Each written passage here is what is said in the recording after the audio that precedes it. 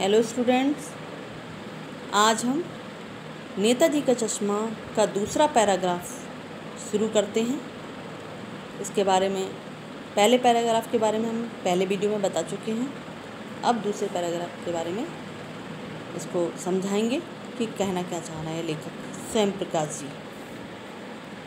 पूरी बात तो अब पता नहीं, लेकिन लगता है कि देश के अच्छे मूर्तिकारों की जानकारी नहीं होने और अच्छी मूर्ति की लागत, अनुमान और उपलब्ध बजट से कहीं बहुत ज़्यादा होने के कारण काफ़ी समय ऊहापोह और चिट्ठी पत्री में बर्बाद हुआ होगा और बोर्ड की शासनावधि समाप्त होने की घड़ियों में किसी स्थानीय कलाकार को ही अवसर देने का निर्णय किया गया होगा और अंत में कस्बे के इकलौते हाई स्कूल के इकलौते ड्राइंग मास्टर मान लीजिए मोतीलाल जी को ही ये काम सौंप दिया गया होगा, जो महीने भर में मूर्ति बनाकर पटक देने का विश्वास दिलाते रहे थे।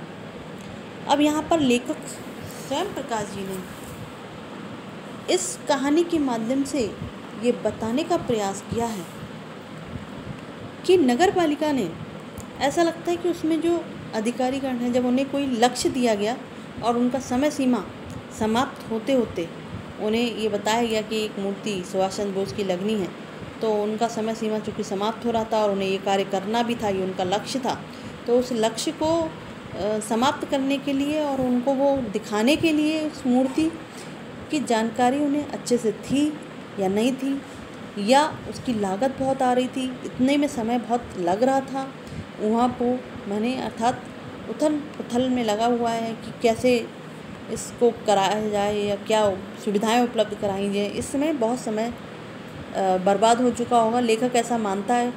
इसीलिए शायद ऐसा हुआ है कि इसमें जल्दी आनन फानन में या जल्दी में जो संगमरमर की जो मूर्ति थी उसमें चश्मे का कटिंग होना रह गया, अर्थात वो जल्दीबाजी में जो व्यक्ति था वो चश्मा बनाना भूल गया होगा। इसलिए ये कार्य हमें बहुत जल्दी से करके समाप्त करने के दिखाई दे रहा है।